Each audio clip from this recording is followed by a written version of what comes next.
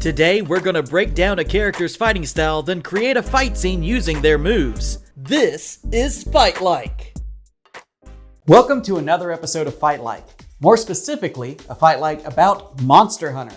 More specifically, Monster Hunter Rise. Even more specifically, the Longsword class within Monster Hunter Rise. If you've never played them, I would recommend it. However, know that it's a very unique series that demands a lot of planning and preparation going into each hunt to succeed. The Monster Hunter games are also packed to the brim with weapons, armor, talisman, and more to craft. So if you're that type of person who likes to craft everything there is in a game, it has a lot to offer. They even have armor to craft for your kitty and doggy friends. I got into the series with Monster Hunter World when it came to PlayStation a few years ago, and then I ended up buying a Switch just to play Monster Hunter Rise and Smash Brothers. Now at this point in the video, I want to compare and contrast Monster Hunter World and Rise. And if you don't care about that and you want to skip right to the moveset breakdown, you can skip to this point in the video. I grabbed Monster Hunter World back in 2018 because I saw a fellow YouTuber, Maximilian Dude, playing it, and it looked like a lot of fun. And on a side note, if you like fighting games and you're not subscribed to Maximilian Dude on YouTube, like,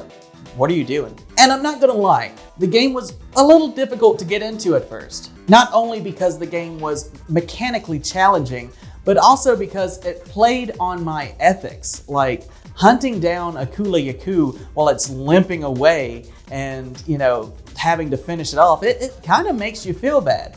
However, in World, it makes sense because the village that you live in World is made of the parts that you take from these creatures. So hunting monsters, you see the outcomes of that in the food that people eat in the village and the architecture that the village is made of. It's made of these monsters. The bone, the fat, everything on these monsters is used in this civilization that they built. It's not really that way in Rise. In Rise, you eat Dongo, and the architecture, while it has a very cool Eastern aesthetic, you don't really see a lot of, that primal, bone and skin, and it doesn't look like the architecture is made from the monsters. So in the end of the day, I'm like, so you're hunting monsters in order to craft weapons and armor to hunt more monsters. It just doesn't feel as rewarding if you think about it that way,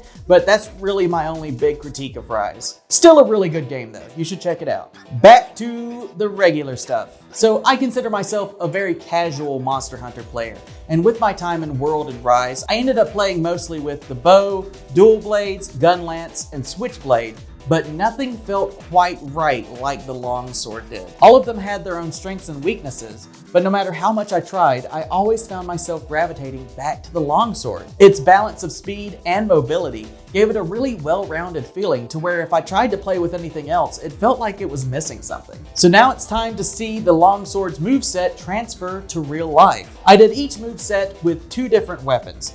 Once with a normal katana, and once with this old wooden sword that I used to cosplay with, because it has the most similar dimensions to what an actual longsword would be in real life, and that's the closest thing I had on hand, so that's what you got. Also note that all of this is built off of the build that I made for my hunter. There are switch skills in the game, and depending on how you use them, your hunter might play a little bit different, even with longsword. So this is my video, this is how I played the game, so leave your grievances in the comments below if you hate that. First up is the simple thrust. While this move is simple, there is a detail in the game that I appreciate. I was always taught to keep the blade up, then rotate the blade down upon thrusting. And that's how the hunters do it in game. However, this is to make the thrust more difficult to counter barehanded. I'm not sure what value this would bring in fighting a monster, but it's still a neat touch and I appreciate it. Next is the drawn double slash. The hunters in this game get very low, almost down on their knees on the second cut. I personally don't like this.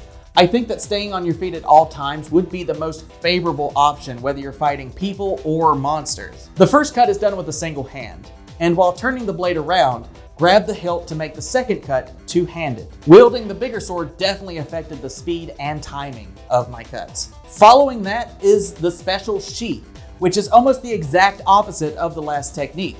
What I think is funny is not every sword in Monster Hunter has a sheath, and I definitely wouldn't recommend anybody holding their sword by its blade. Also, the swords in Monster Hunter are so big that they never sheath correctly. They just kind of clip back into the sheath. Just like the drawn double slash, the first cut is one-handed and the second cut is two-handed. Try and cut the same angle twice. The bigger sword definitely required the full use of my body to change the momentum of that swing. Then there is the fade slash. I feel like this move really only works with the bigger sword. While holding a normal katana, it feels more natural to parry and move side to side. However, once I tried this with the bigger sword, it felt more natural. The length and width of the sword helps give you the space you need to retreat. Next is the foresight slash.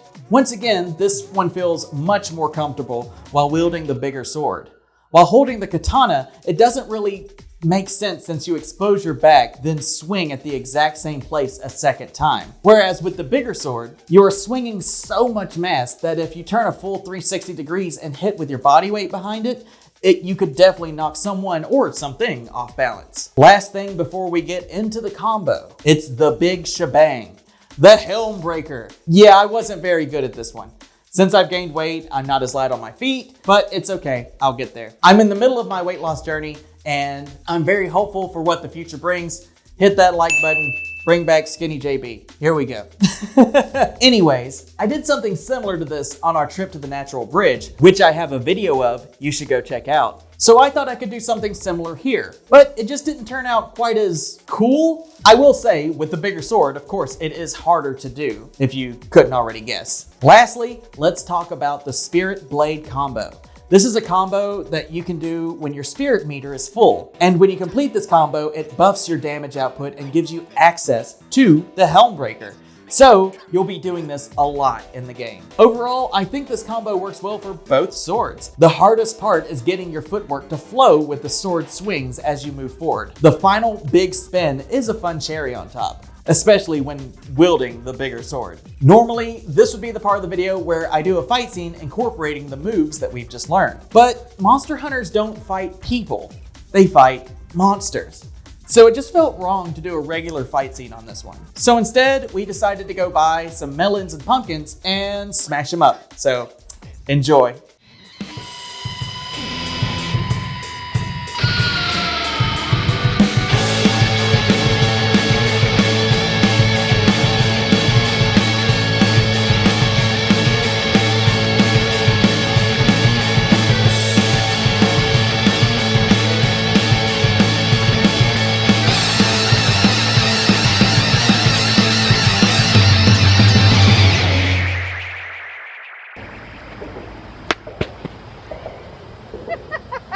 Good shot.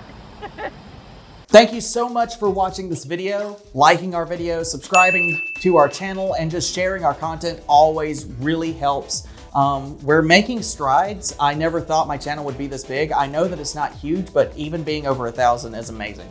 So thank you so much. Also, we've been doing a lot of Let's Plays recently, and I don't want them clogging up my regular videos tab.